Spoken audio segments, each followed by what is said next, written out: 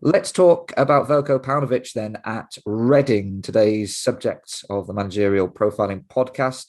He was amongst many really interesting appointments last summer. Several appointments, Mike, which I think had you scurrying around desperately trying to collate information about these managers, because we saw, of course, Watford appoint Vladivic as well, and then Paunovic came in. And also, he only came in with, what was it, about 4 days to spare? So he was always on the back foot, but Reading got off to a terrific start, and although they missed out on the playoffs, I think Paunovic can give himself a big pat on the back. Yeah, it was all about that start as well, because he came in with a very clear identity, a very clear idea of what he wanted to do, reflecting on his time in charge at Chicago Fire. And I think it was such a curious appointment for the fact that, nobody really knows how the MLS equates to the championship. His record at Chicago Fire wasn't fantastic. There was question marks about it. He had up and down seasons, and so it was hard to make that judgment when he walked through the door of what to expect. And it was a curious appointment from that perspective. But he talked himself about how he reflected on the job at Chicago Fire and what it meant for him going forward, and what he'd like to make sure he got on top of next time and things like that. And I think he just came in as a man with a very clear plan that rallied everyone together right from the outset. Pulled all the players together as a unit. He's very much about the collective group dynamic. And whatever he said in his first few team meetings and his first few training sessions and things like that, it worked a treat, because Reading come out of the blocks. It took, they won 6 or 7 of the first 8 games, at top of the table, off to a flying start. And it took people a while to suss them out, but they were just very, very competitive in every game throughout the entire season. So, I think ultimately they didn't finish in the top 6 anyway for the playoffs. I don't think they would have finished in the top 6 had it not been for that flying start. But all credit to Paunovic that he came in and hit the ground running the way that he did with so little time. Does that mean that Reading fans should be worried about next season, that potentially Paunovic has been found out, or does it take longer for a manager to establish themselves in the championship? He's probably not going to get off to as quick a start. So what does he need to do? Does he need to improve consistency throughout the rest of the season to ensure Reading are hitting the same levels again? Or do you think he just needs to hope that he hasn't quite been sussed yet? I think recruitment might be a big part of this. I do think there's something in the fact that a first-time foreign manager coming into the championship has an advantage over seasoned campaigners like your Gary Rowett's and managers like that. I think once, Gary Rowett's been around the circuit so many times now, everybody understands the way he sets a team up. Everybody understands everything about him. I think there's an advantage to be gained by being new to the league and bringing in new ideas and people not necessarily knowing what you're about. Now, Paunovic has had that advantage. There's also something to be said about first mover advantage as well within the context of a season. Mid-table teams can get off to a flyer and it keeps them going for the remainder of the campaign, because it doesn't matter how far you fall back over a period of 5 to 6 weeks, you're still in amongst it. So the motivation's still there. So, yes, there's challenges this season, I think, for Paunovic. But also, by the same token, I think he did a great job in the sense that he didn't have fans in the ground. And I think he's a manager that is going to relish building those relationships with the fans, the team and the fans, and that bond. Like I say, talk about group dynamic and the collective. He's very much all about that. And it's almost incredible in a sense. You think his personality type, that he's tried to communicate with the fans as much as he possibly can over YouTube. He's always got special words for them at the end of every interview. And he is the sort of manager that once the season gets going, with fans back in the grounds, you talk about fist pumping managers at the end of games, going up to the fans and really trying to connect with him. That's Paunovic all over. And everything he's done in his first season, he's done without being able to do that, So I do think that there are marginal gains to be had of his managerial style from the altered conditions when the football returns. But yeah, I just think it's possibly his gains are going to come from recruitment, possibly in terms of whatever was lacking this season and replacing it. I'm not really sure what the turnover is going to be like in the summer, but he's clearly able to galvanise players quickly to buy into a dynamic. So any new transfers, you would expect them to hit the ground running. It's interesting as well, because they've got a lot of young players in that squad, and But they also identified players such as Josh Lawrence as well, who was excellent at Shrewsbury, who's come in and really settled into that Reading midfield. It seems, because I think some of those moves came before he even arrived, it seems that there is a team there, or perhaps it's a person, perhaps I'm overselling it, who is in charge of identifying and perhaps purchasing players for Reading. Paunovic, though, you feel is the sort of manager who will really want to say on this. So this probably can't go on behind his back. Paunovic will want to have exactly the right characters in that squad, won't he? Yeah, you'd expect so. He's all about values and kind of defining what the team stands for, and players have got to buy into those values. There's no he might try to connect with players on an individual level from time to time, but ultimately it's about everyone buying into one idea as well. It's not even like we change what the message is for the circumstances. It's like, it's about building a set of core values that the identity is built around, and it's just reinforced. And the more that everybody buys into it, the stronger the collective unit gets, the sense that this is who we are and this is what we're all about. So it's, in terms of recruitment, it's only certain types of players that do buy into that kind of thing. Your Mavericks and your individual expression type players might struggle to fit into a system like this. So you would imagine he'd want some part in the recruitment on that level, yeah. Does Lucas Shaw count as a Maverick? Because he's one of those players this season who has done it in dispatches. Every now and again he goes on these runs and you think, I've forgotten what a fantastic player he is. But then you don't hear anything from him for a while. And then all of a sudden he's back. Now, is he the sort of personality that Paunovic maybe struggles to get a handle on, do you think? It's interesting, actually, because it's probably been Zhao's best season that I can remember in terms of putting a whole season together. I think he's probably benefited from the fact that he's always been a player that's kind of in and out of a team in in previous seasons. He comes off the bench, he has a flourish for 5 or 6 games and never really trusted through the sticky patches. What Paunovic might be doing is sticking by him no matter what. And with that level of faith that, you're our guy, you're our main man at the top end of the pitch, that he's repaying that faith. And that's where the Paunovic set of values comes in and plays the role in a player that people, will consider a maverick, without knowing his personality type. I'm guessing he's just benefited from that sense of continuity. And I think there's a lot of continuity in what Paunovic does, and it's just reinforcement of the same ideas and same identity over and over. But it's all about people as well, primarily. It's not necessarily about tactics. Even the tactics come down to the identity. It's about measuring up to teams and winning battles. And he very much talks in military language, in language of battles, and how having territory over teams and not letting teams play the game that they want to play. It is tactics, it is logic and football logic, but it's based in the people thing. It's like we're an army and we're taking on another army, and that's kind of the way he approaches every game.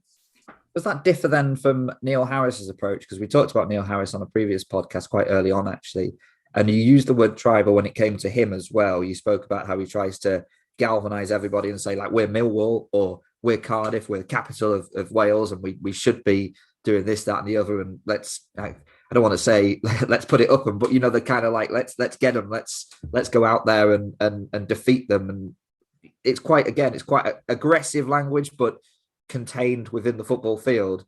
Is that a similar approach then? How do those two measure up? Very, yeah, you've nailed it. Same personality type as far as I can make out. Go about the job in very similar ways. And yeah, I think it's very much about comparing as well, understanding what everybody else is doing. And we talked I think we said in the Neil Harris podcast about him, what always having kind of a nose in other people's business and knowing what's going on at other clubs and things like that. So yeah, they are very similar styles, and it is very territorial. It's very group oriented and those kinds of things. Yeah.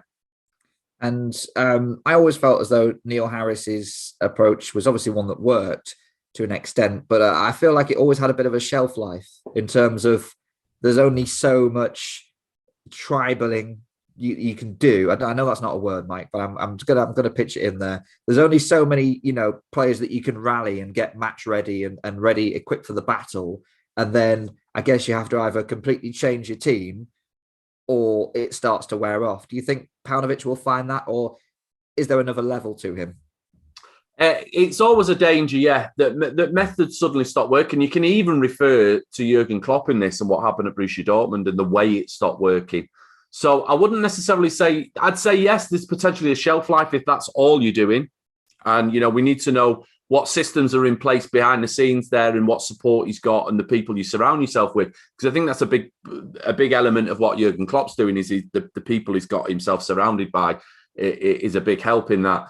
But yes, I think as much as the shelf life, when the shelf life is, I don't think there's necessarily an obvious shelf life, but we kind of know what it looks like if that's all you're doing. When it stops working, it can stop working dramatically. So yeah, it will be interesting to see. But I think this is a big part of the timeout that Paunovic had between Chicago Fire and Reading, was trying to understand these new concepts, trying to understand the game in new ways. And he sounds like he's done he's taken a lot of time out to try and learn new things. So this is where it will come to the fore, because like you say, it will be interesting this season to see if Reading is the same team as last season in terms of intensity, in terms of consistency over 46 games, because that's where the telltale signs will probably be. Whether the tribal in, as you call it, sounds like a word to me. If that stops working, I think we'll be able to tell quite quickly. That's the issue of what's happening. Yeah, I'll get on the phone to Susie Dent after this and check if that is a word. But I guess you have to say as well, he's a very intelligent guy as well, Paunovic, and he seems to do his research on whatever the subject is. Before coming into Reading, he spoke about the club and its history and its place in the pyramid. And, this is a man who doesn't leave any stone unturned before taking on a challenge. He's not coming in blind. And you imagine that on a day by day, a match by match basis, there's plenty of work going in. Yeah, most definitely. And like I say, talk about comparing with other teams. I think his first instinct is obviously you don't let any other opposition team play to their strengths. I think that's his first point of order when he prepares for any match, is that we've got our identity. We try to impose ourselves on the opposition, but first and foremost, we've got to make sure we understand what the opposition's strengths are and we keep them out of the game altogether. So you can get a lot of games that are like quite attritional where Reading are concerned and Paunovic is concerned. So yeah, like you say, that time he spent out after Chicago Fire, he has done a lot of learning and he has done a lot of research and stuff like that. And it was very impressive how much he knew about the history of Reading when he came in, how much he played on the history of, the club being 150 years old next year. And the fact that, he said that what attracted him to the Reading job was this history, was this fact that some of the cultural aspects that he might otherwise have to try to generate at a certain club, having come from MLS, where the league itself is only 20 odd years old, that's already instilled. It's already baked into the fabric of the club. So it helps him so much in terms of the culture to drive home the fact that this is a club that's got 150 years history. It's one of the oldest clubs in England. We're coming up towards that anniversary soon. Let's make a big deal about it. Let's be proud of it. Let's be, connecting with the supporters and part of the community in a lot of what we do. And yeah, so I think that was very impressive when he came in, and kind of just shows how it's such a flow state for him to bring people together and connect people in that way. Although we should give him credit, because he did lay some decent foundations for Paunovic. It is quite the difference, isn't it, from Mark Bowen, who, by the time he left, it just felt very stale at Reading. But Paunovic has definitely breathed new life into the club. And, fans, as you say, not being allowed in the stadium. Paunovic has been fist pumping the handful of stewards, I guess, after the match. But, it feels like this was the right move, to replace Bowen with a character who is, I guess, very likable. Yeah, he's basically just injected passion. And I don't see them as wholly dissimilar managers. They're both very hands-on, controlling managers. Mark Bowen, what he did really well was, he just made Reading ugly and difficult to beat and all that second balls thing. So there was a lot there that Paunovic on a tactical level didn't have to instill. It was already within the players to go and win those second balls, aerial duels, and all the things that Bowen prioritised. that meant that the product in the end wasn't actually that great to watch on the pitch, but they were just really competitive.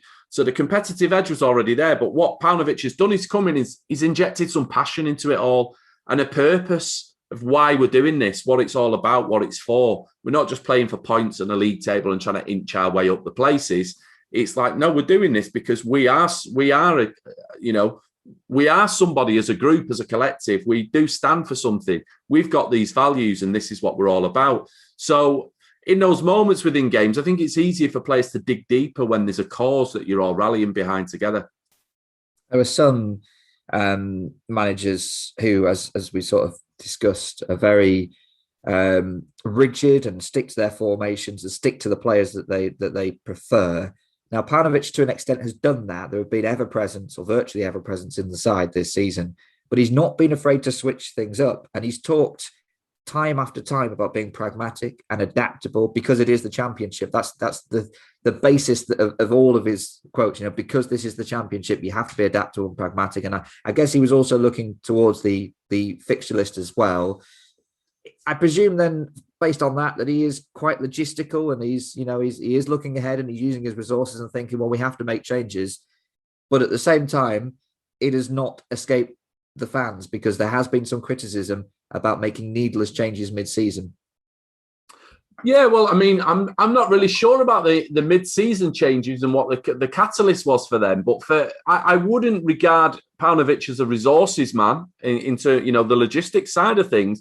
I think most of his decision making will be about trying to win those battles. My main concern about Paunovic as it goes as this season, ahead of this season, was would he be able to manage the schedule so much? Would the emotion carry Reading through over the logistics of players being overused, every 3 days and stuff like that. We talk about other managers who are very resourceful, who were rotating very, very cleverly, like Mark Warburton, for example. And then the benefits came at the back end of the season. Paunovic was very much let's push through. It was all on emotion. This is our identity. This is what we're all about. Let's keep going to the well, understanding the next opposition and stopping them from playing the game that they want to play and just trying to impose ourselves on them as much as we possibly can. So in terms of the changes he makes, I'm guessing a lot of it probably has a lot to do with buy-in as much as, I guess sometimes you sense whether a player's kind of just ticked off a little bit and isn't necessarily, giving off the same signals in terms of whatever his metrics are, whatever his understanding of buy-in is. Those are the cues he'll be looking for in players of whether the buy-in's there or not, or whether energy levels are potentially dropping, and that to give an example of what he might look for to see whether that buy-in's there. So that's possibly when he rotates, it's on those kind of criteria rather than, I don't see him as somebody who studies the running distances in the sense of, overload and the metaphysics of like the biology of it all and the science and all of that. I think it's just a case of, how much are the players sort of giving for the cause, what are they doing off the ball and things like that, as much as, bottom line contributions in terms of those types of metrics. We've seen a lot of really good, actually, young players come through at Reading recently, and there's probably another batch, I imagine, waiting in the wings. Paunovic has a rich history of improving players. He did really, really well with the Serbia under-19s, of course. We've talked about his time at Chicago Fire when, I know the MLS is trying to make the shift from being associated with the older player to trying to produce their own talent, but that is going to take time. And essentially, he had an older squad in the MLS at Chicago Fire. He's probably benefited from having the young players in this squad. And I guess, Mike, given what you're talking about the buy-in and the tribal aspect of his management, if you can inspire these young players, many of whom might be from the local area as well and may well be Reading fans, if you can get them on side early, then, you're going to have a hell of a player on your hands. Yeah, and it's an interesting dynamic as well, because I've heard him talk in dispatches about his own career and the fact that he had a lot of expectation on his shoulders as a youngster because his dad was a famous player, in Serbia. And he never quite lived up to those expectations. He was always, he played for Atletico Madrid. He's played at a very, very good level, but he's always kind of been a cameo player, a bit part player who's on the fringes of teams and never, had that career necessarily that was expected of him. So I think that possibly might be a bit of a driving force in, it's common for people of this personality type to become teachers and stuff, in different worlds, different, outside of football, but to want to inspire, take your own experiences, inspire the younger generation to learn from your mistakes or to benefit from your experience of your mistakes, and then to pass that on and, forward it on and basically create a legacy for the future. So I think there's possibly a lot of that in Paunovic, that things that did or didn't quite happen for him in his own career, he wants to have an impact on younger players now that they have the careers potentially or they fulfill their potential in a way that he didn't quite manage to do. Before we finish on Paunovic, then I guess we've potentially already answered this a little bit, but next season, we expect Paunovic to really kick on with a full summer under his belt as well, crucially, I think. There will be players going off on international duty, but most will be remaining at the club. A full summer of recruitment as well. He has an extra year of championship experience too. How do you see it going? Well, I think the first thing to say is that without that fast start, I think the fast start is something that we do eliminate from our thinking. And I think without that, I think over the piece, Reading were a mid-table side last season, and I think that's possibly, I think they can benefit from a less congested schedule because we're talking about Paunovic and, the resource management thing. It's all about pushing through with emotion and fatigue can creep in. So I think the benchmark is mid-table, and I think that's better than what Reading have been doing in recent seasons. The more sort of that third quarter is where they've been. I think now we can possibly see them as a mid-table side, but there's potential gains or losses to be had in different areas, and it'll just be a matter of how it balances out. And that first mover advantage, if they don't get off to a great start, what does the other side look like? Where in terms of buy-in, when you're looking at a league table and you haven't got an awful lot to play for, how big's the buy-in then? These are all dynamics that we'll have to keep an eye on as we go. But it's a tough one to say where to expect them to finish next season.